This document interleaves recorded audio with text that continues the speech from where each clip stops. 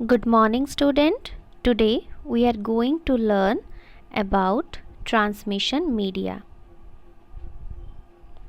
After the completion of today's session, you will be able to classify transmission media and explain different types of transmission media. So, what is transmission media? A transmission media can be defined as anything that can carry information from a source to a destination. मतलब क्या हुआ, कोई भी एक media जिसके through हम information send कर सकते हैं सोर्स से डेस्टिनेशन तक, उसे ही ट्रांसमिशन मीडिया नहीं तो ट्रांसमिशन मीडियम कह सकते हैं. So transmission medium classified into guided media and unguided media. Guided मतलब connection oriented, unguided means connectionless. For guided media, electromagnetic waves are guided along a solid medium such as copper, twisted pair, coaxial cable and optical fiber. Means information तुम्हारा guided media में जाता है एक physical cable के थ्रू. So हम लोग बोल सकते हैं guided media classified into 3 types, that is coaxial, fibre optics and twisted pair. ठीक है. Then coaxial again divided into 2 types, that is base band and broad band. And twisted pair divided into 2 types, that is unshielded and shielded. Similarly, for unguided media, wireless transmission occurs through the atmosphere or outer space, maybe in water also. So, तुम्हारा unguided media के लिए कोई physical medium नहीं चाहिए. So, unguided media divided into 3 types, that is radio waves, microwaves and infrared. Okay. So, first we discuss about guided media. And first one is the twisted pair cable. A twisted pair cables consist of 2 conductors, each with its own plastic insulation and twisted together. ठीक है. यहाँ पर देखो, ये दोनों conductor है. हाँ, उसके चारों तरफ ये प्लास्टिक कवरिंग है और दोनों वायर ट्विस्टेड हुए हैं. So because of that only this cable is known as twisted pair because they are twisted together, both the wires are twisted together. ठीक है. और ये तुम्हारा आउटर कवरिंग है जो कि जैकेट बोला जाता है. सो here one of the wire is used to carry signals to the receiver and other is used only as a ground reference. मतलब दोनों वायर से एक वायर में तुम्हारा सिग्नल जाता है और दूसरे में कोई सिग्नल नहीं जाता है. ये सिर्फ तुम्हारा यूज़ होता है एज ए ग्राउंड रेफरेंस. और रिसीवर के पास दोनों वायर्स का डिफरेंस निकाल के वो यूज़ करता है. ठीक है. सो यहाँ पर हम लोग ट्विस्ट क्यों किए? अगर हम लोग पैरेलल अरेंजमेंट करते, ऐसे 2 लाइन रहता वायर का, तो क्या होता? सो हम लोग को पता है जब भी कोई ट्रांसमिशन होता है, ड्यूरिंग द ट्रांसमिशन जब तुम्हारा चैनल के अंदर सिग्नल जाता है, उस टाइम बाहर से बहुत इंटरफेरेंस, क्रॉस टॉक, कुछ भी अनवांटेड सिग्नल इंटरफेयर करता है तुम्हारा ट्रांसमिशन में. तो अगर हम लोग पैरेलल वायर्स यूज़ करते तो क्या होता? The effect of these unwanted signals is not the same in both wires because they are at different locations. Means अगर ये दोनों वायर पैरेलल हुआ, ठीक है, इस तरफ से कुछ इंटरफेरेंस, नहीं तो हम बोल सकते हैं अनवांटेड सिग्नल आ रहा है. हाँ, यहाँ से आ रहा है. तो थ्रू आउट द ट्रांसमिशन सिर्फ इसी वायर के ऊपर तुम्हारा इफ़ेक्ट आएगा वही अनवांटेड सिग्नल का. इस वायर के ऊपर नहीं आएगा। तो एट द रिसीवर हम लोग जब डिफरेंस निकालेंगे तो ड्यू टू इंटरफेरेंस तुम्हारा पूरा सिग्नल डैमेज हो जाएगा, मतलब करेक्ट जो तुम्हारा आउटपुट नहीं मिलेगा। तो अगर ये ट्विस्ट हो गया तो क्या होगा, by twisting the pairs a balance is maintained. मतलब बैलेंस मेंटेन करने के लिए हम लोग ट्विस्ट करते हैं। सो जब ट्विस्ट करते हैं तो यहाँ से तुम्हारा अगर इंटरफेरेंस अफेक्ट किया, तो जब यहाँ पर इंटरफेरेंस आया तो देखो ब्लू लाइन है, कुछ समय बाद तुम्हारा यहाँ पर पिंक लाइन आ जा रहा है, फिर से ब्लू लाइन आ रहा है, फिर से पिंक लाइन आ रहा है। तो दोनों वायर के ऊपर सिमिलर इफ़ेक्ट आएगा। सो ये बैलेंस हो जाएगा जो उसका इफ़ेक्ट, और एट द डेस्टिनेशन सेक्शन हम लोग जब डिफरेंस निकालेंगे तो डिफरेंस में हमको एग्जैक्ट सिग्नल हमको जो चाहिए वही मिलेगा। So suppose in one twist one wire is closer to the noise source and the other is farther, in the next twist the reverse is true. ठीक है, मतलब एक टाइम पे एक ट्विस्ट का एक वायर आ जाएगा क्लोजर तुम्हारा जो सोर्स है नॉइज़ का उसके पास, नेक्स्ट में दूसरा आएगा, ऐसे पूरा बैलेंस रह जाएगा तुम्हारा। ठीक है, twisting makes it probable that both wires are equally affected by external influence. तो ट्विस्टेड जो हम लोग ट्विस्ट किए हैं उसके वजह से दोनों वायर इक्वली अफेक्ट रहेंगे जो एक्सटर्नल इन्फ्लुएंस होगा उससे। This means that the receiver which calculates the difference between the two receives no unwanted signal। जैसे मैं बोली क्योंकि बैलेंस हो गया दोनों के ऊपर effect, so at the receiver section when receiver calculate the difference तो उसे कोई भी अनवांटेड सिग्नल नहीं मिलेगा, क्योंकि आज दोनों वायर में ये बैलेंस हो गया है। सो अनवांटेड सिग्नल कैंसल आउट हो जाएगा, इक्वल दोनों वायर में है ना, तो इसीलिए कैंसल आउट हो जाएगा, हमको एग्जैक्ट जो सिग्नल था वही मिलेगा। ठीक है, उसके बाद ट्विस्टेड पेयर टू टाइप्स का होता है, एक अनशील्डेड ट्विस्टेड पेयर है, दूसरा शील्डेड ट्विस्टेड पेयर है।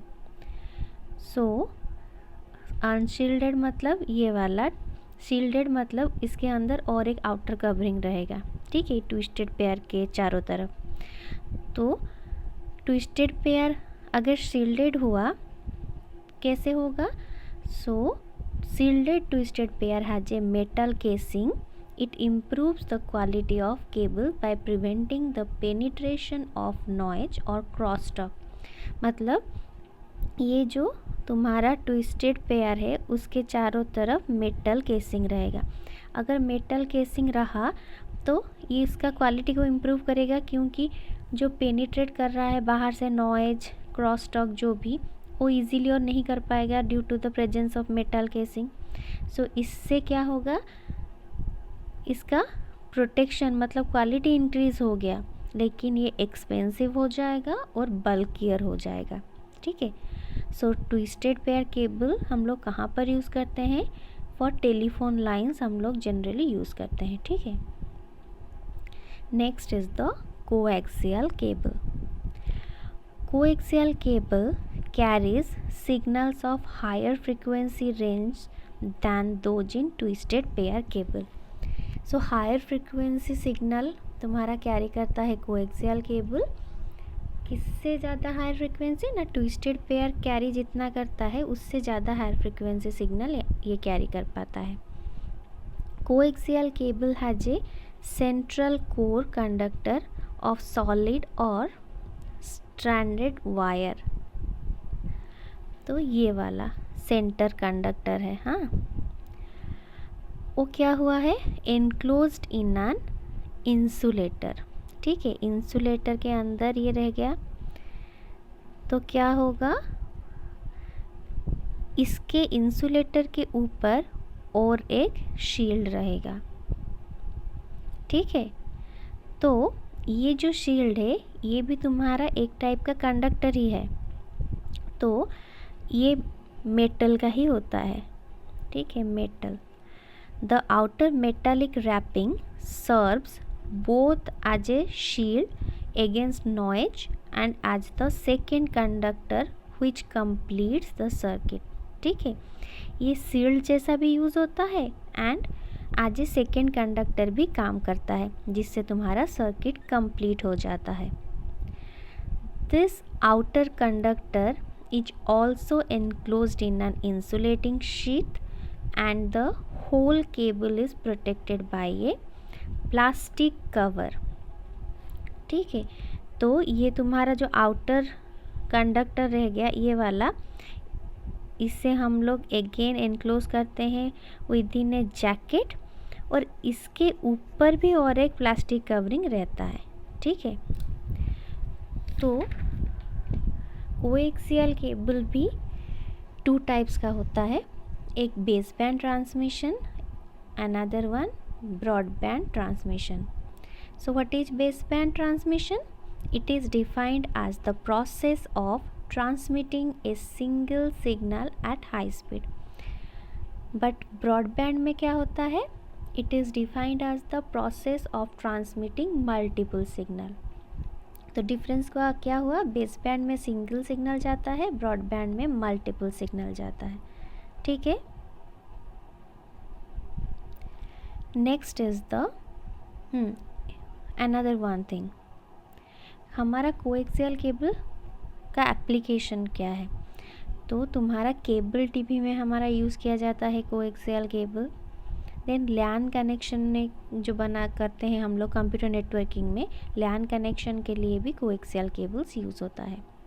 Next one is the fibre optic cable. So fibre optic cable क्या है? A fibre optic cable is made of glass और plastic and transmit signal in form of light. तो तुम्हारा fibre optic cable glass नहीं तो plastic से बनाया जाता है और यहाँ पर सिग्नल लाइट में जाता है. जैसे दूसरे सारा केबल में इलेक्ट्रिकल सिग्नल सेंड किया जाता है, यहाँ पर लाइट सिग्नल यूज़ किया जाता है. तो तुम्हारा फाइबर ऑप्टिक केबल क्या होता है? इसका इनर होता है कोर, उसके ऊपर रहता है क्लेडिंग, देन जैकेट. तो कोर तुम्हारा बनाया जाता है ग्लास नहीं तो प्लास्टिक से, क्लेडिंग भी तुम्हारा ग्लास नहीं तो प्लास्टिक से ही बनाया जाता है, लेकिन ये कोर से इसका डेंसिटी कम रहता है. ठीक है, देन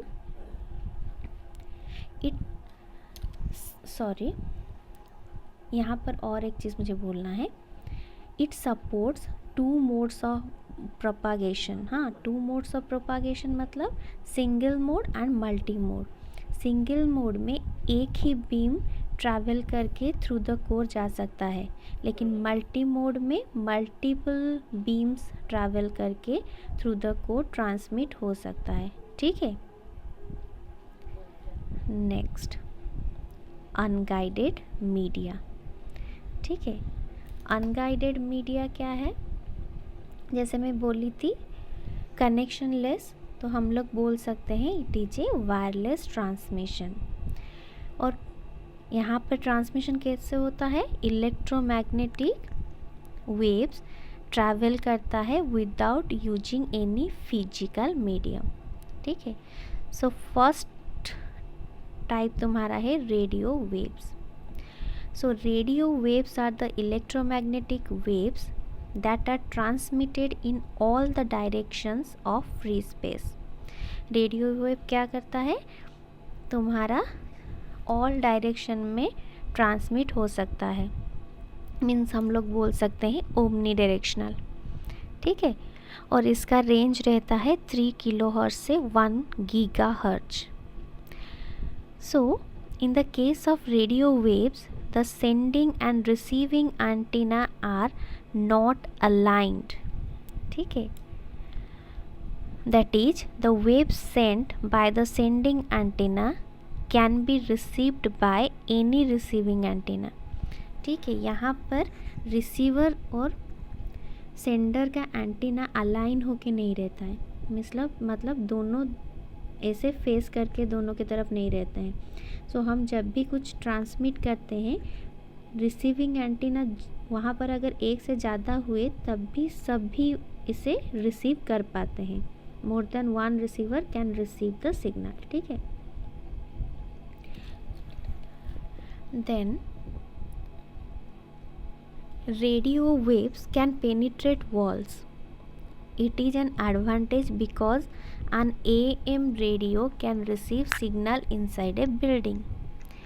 जैसे कि मैं बोली, रेडियो वेव्स तुम्हारा जो बिल्डिंग का वॉल है उसे भी पेनिट्रेट करके अंदर आ सकता है, क्योंकि हम लोग जो रेडियो सुनते हैं, टीवी देखते हैं, सारा उसी के लिए ही होता है, क्योंकि सारा चीज़ तो घर के अंदर है लेकिन सिग्नल बाहर से आ रहा है।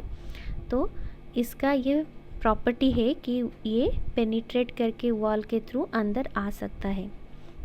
लेकिन ये उसका डिसएडवांटेज भी है, क्योंकि इसे हम लोग आइसोलेट करके नहीं रख सकते हैं, ठीक है।